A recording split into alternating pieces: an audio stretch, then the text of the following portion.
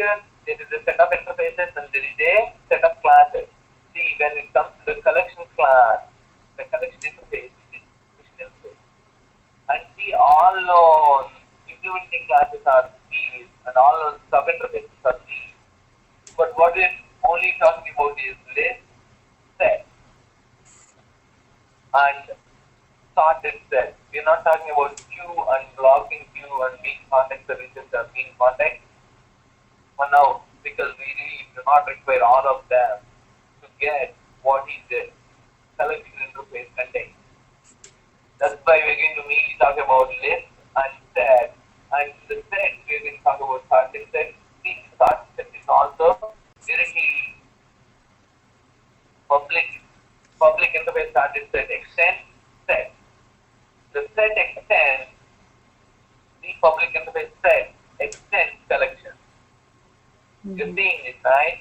And that's why I said collection implements set and list, and set itself extends sorted set itself extends the set interface. It's like a interface extending another interface.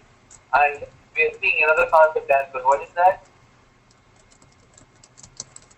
It is all about extending interfaces. Now, when we talk about this, we need to talk about implementation classes, right? And because we really cannot do anything with the interfaces. And remember, I'm sorry, here, and when I said map, and sub is the hash map and sorted map, right? But the sub is hash map and sorted map are not interfaces. Remember the point.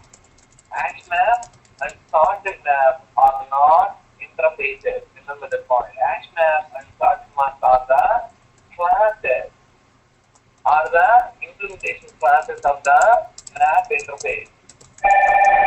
Now, let me start with the list and set, right? When I talk about the list and set, basically what we have is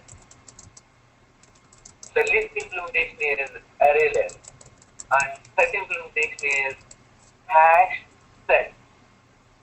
Set implementation is hash set. And again, you see the sorted set too, right?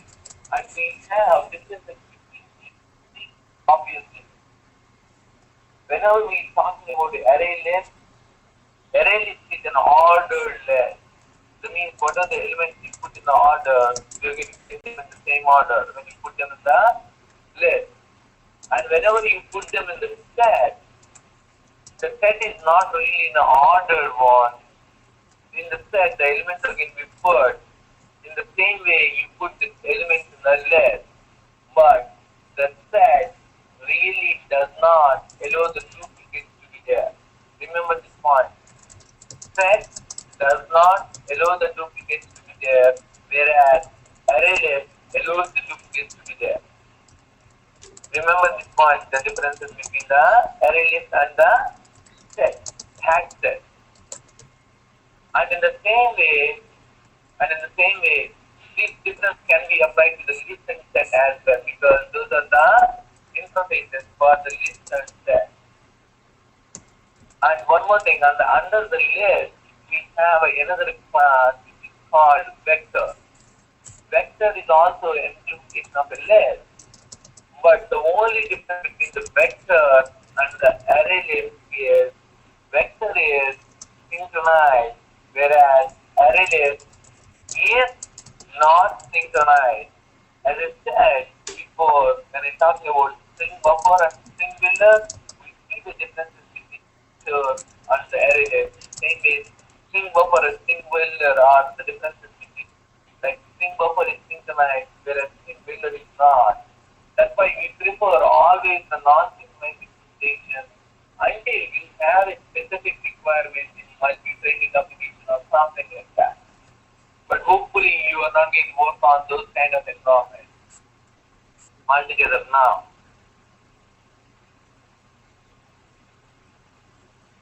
And one more, what is the other thing? As I said, the hash set. Hash set we already talked about, it does not allow the duplicates, right?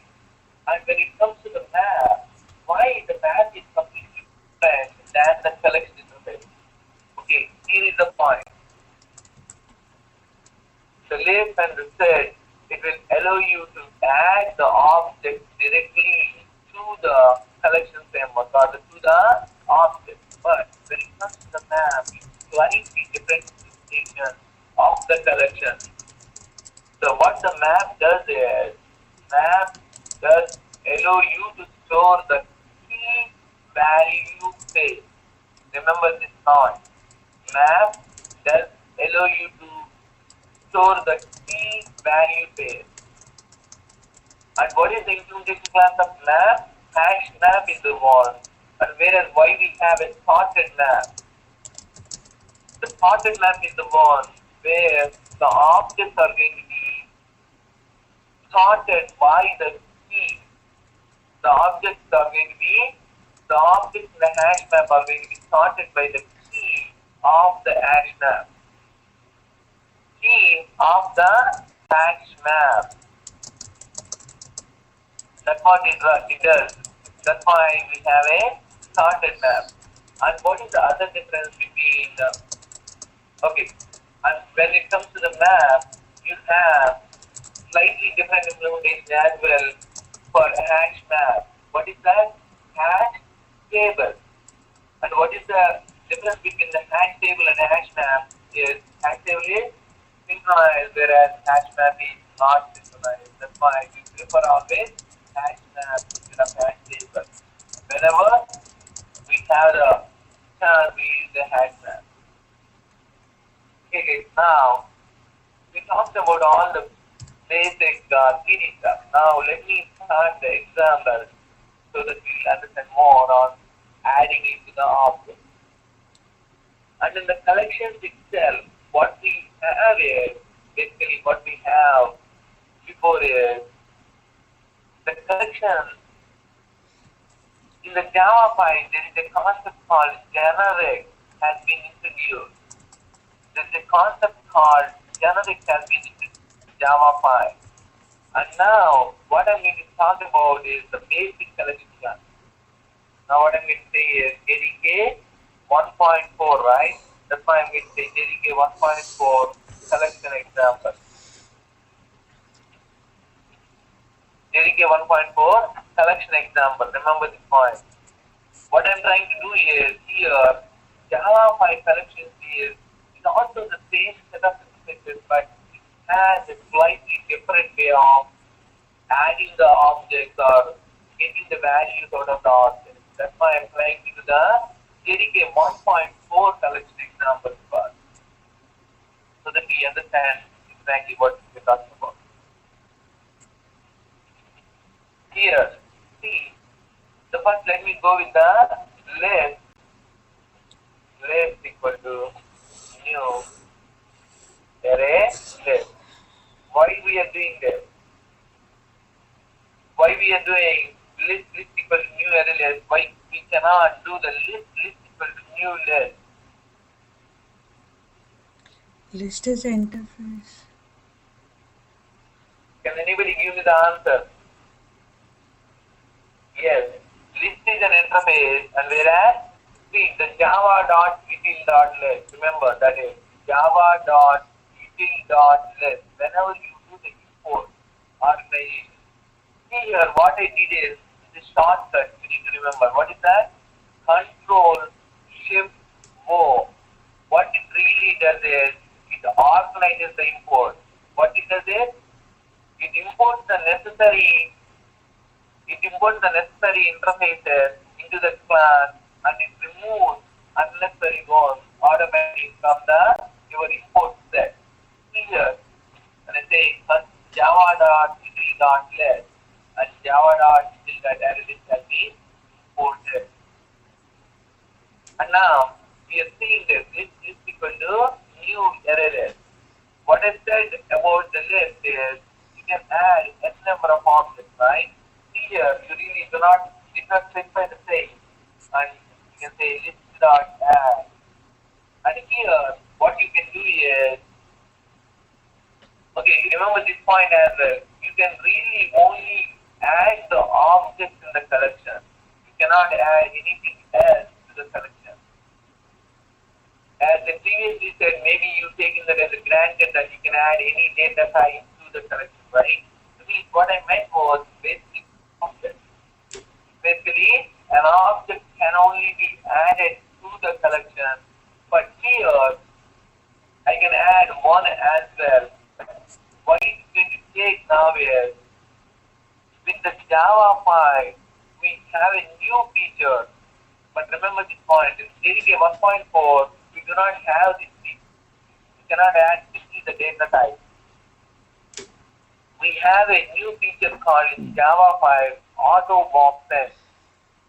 What is that feature called auto box sense? What it really does is, okay, remember this point too. In Java, as we have primitive data type, we have primitive data type, right? In the same way, for each primitive data type, they had a wrapper class around the primitive data type. What is a wrapper class is, okay, whenever I say integer, you have an integer class. You have a integer class. Let me show you that. What we used to do in Java 4 or Java 1.4 is this. Because the integer is a object. The integer is a object, and that is called a wrapper class. That is a class, right? Why that is called a wrapper class is it is a wrapper class around your int values. It is a wrapper class around your int values. That's called the list that add integer.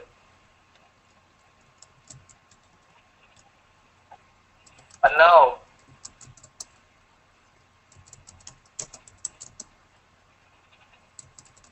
here what I'm trying to do here is, just remember that for each data type we have a primitive data type. Let me say that, oh. And in the same way we can add something like double 2. And in the same way we can add something like, for example, value in the string as well. You can add the string too. To me, yes, for the character also there is a character data type. For each data type we have, for each data type we have, it has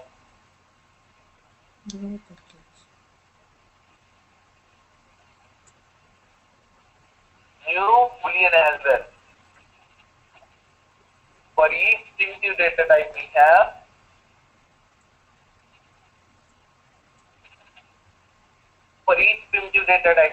a wrapper class, and we used to use those wrapper classes. But now, without using these classes, how come we are able to add the values directly, like list.add of 1? How are you able to add this? Because we are able to add this because of the auto boxing feature, which is in Java 5. What it really does is, whenever it sees an integer, it converts that to an object